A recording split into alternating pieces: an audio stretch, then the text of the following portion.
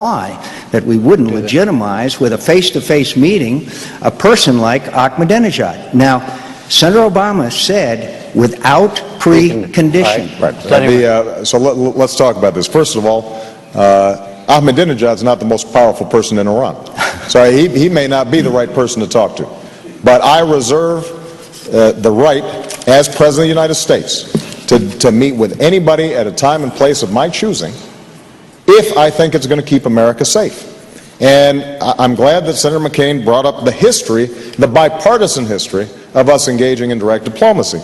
Senator McCain mentioned Henry Kissinger, who's one of his advisors, who, along with 5 recent secretaries of state, just said that we should meet with Iran, guess what, without precondition. This is one of your own advisors. Now, understand what this means without preconditions. It doesn't mean that you invite them over for tea one day. What it means is that we don't do what we've been doing, which is to say, until you agree to do exactly what we say, we won't have direct contacts with you. There's a difference between preconditions and preparation. Of course we've got to do preparation, starting with low-level diplomatic talks. And it may not work, because Iran is a rogue regime. But I will point out that I was called naive when I suggested that we need to look at exploring contacts with Iran. And you know what? President Bush recently sent a senior ambassador, Bill Burns, to participate in talks with the Europeans around the issue of nuclear weapons. Again, it may not work, but if it doesn't work, then we have strengthened our ability to form alliances to impose the tough sanctions that Senator McCain just mentioned. And when we haven't done it, as in North Korea, let me just take one more example. In North Korea, we cut off talks. They're a member of the axis of evil. We can't deal with them. And you know what happened? They quadrupled their nuclear capacity. They tested a nuke. They tested missiles. They pulled out of the non-proliferation agreement. And they sent nuclear secrets potentially to countries like Syria.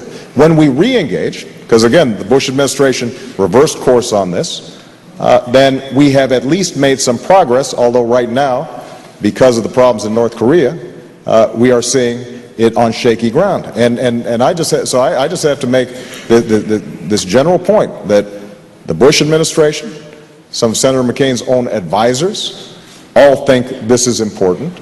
And Senator McCain appears resistant. He even said the other day that he would not meet potentially with the Prime Minister of Spain because he wasn't sure whether they were aligned with us. I mean, Spain is a NATO ally. If we can't meet with our friends, I don't know how we're going to lead the world in terms of dealing with critical issues like terrorism. I'm not going to set the White House visitor schedule before I'm President of the United States. I don't even have a seal yet. Look, Dr. Kissinger did not say that he would approve of face-to-face meetings between the President of the United States and and Ahmadinejad. He did not say that. Of course not. He said that there could be secretary-level and lower-level meetings. I've always encouraged them. The Iranians have met with Ambassador Crocker in Baghdad. What Senator Obama doesn't seem to understand, that if without precondition you sit down across the table from someone who has called Israel a stinking corpse and wants to destroy that country and wipe it off the map, you legitimize those comments. This is dangerous. It isn't just naive. It's dangerous. And so we just have a fundamental difference of opinion. As far as North Korea is concerned, our Secretary of State, Madeleine Albright, went to North Korea. By the way, North Korea, most repressive and brutal regime probably on earth. The average South Korean is 3 inches taller than the average North Korean, a huge gulag.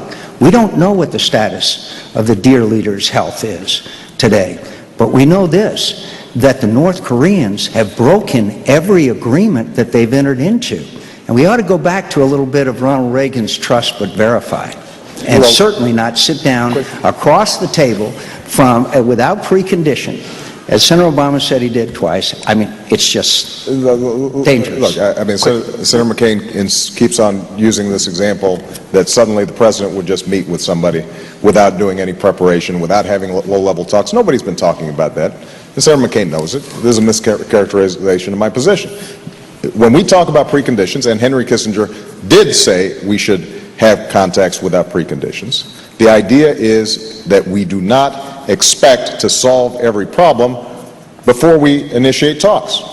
And the Bush administration has come to recognize that it hasn't worked.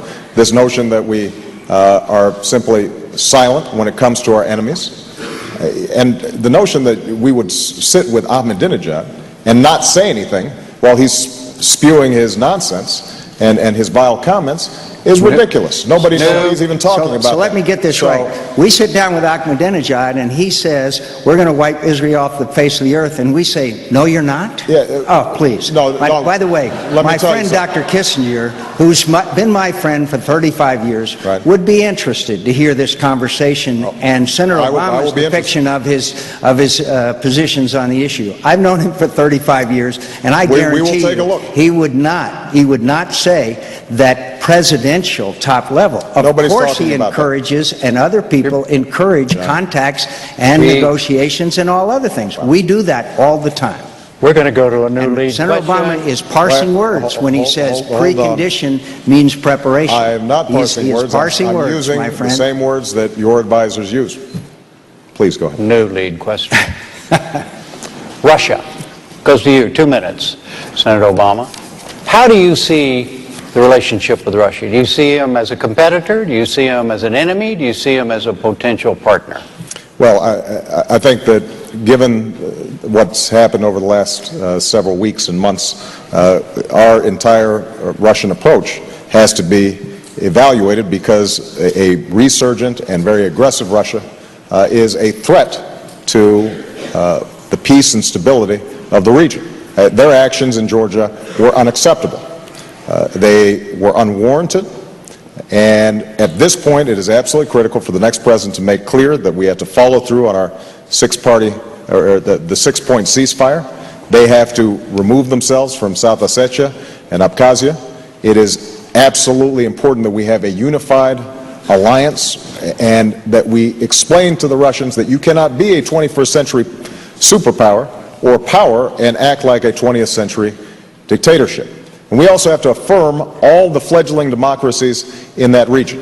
The Estonians, the Lithuanians, the Latvians, the Poles, the Czechs, that we are in fact going to be supportive and in solidarity with them in their efforts. They are members of NATO, and to countries like Georgia and the Ukraine, I think we have to insist that they are free to join NATO if they meet the requirements, and they should have a membership action plan immediately to start bringing them in. Now, we also can't return to a Cold War posture with respect to Russia. It's important that we recognize there are going to be some areas of common interest. One is nuclear proliferation. They have not only 15,000 nuclear warheads, but they've got enough to make another 40,000, and some of those loose nukes could fall into the hands of al-Qaeda. This is an area where I've led on in the Senate, working with a Republican ranking member of the Senate Foreign Relations Committee, Dick Lugar, to deal with the proliferation of loose nuclear weapons. That's an area where we're going to have to work with Russia, but we have to have a president who is clear that you don't deal with Russia based on staring into his eyes and seeing his soul. You deal with Russia based on what are the national security interests of the United States of America, and we have to recognize that the way they've been behaving lately demands a sharp response from the international community and our allies. 2 minutes on Russia, Senator McCain. Well, I was interested in Senator Obama's reaction to the Russian aggression against Georgia. His first statement was, both sides ought to show restraint.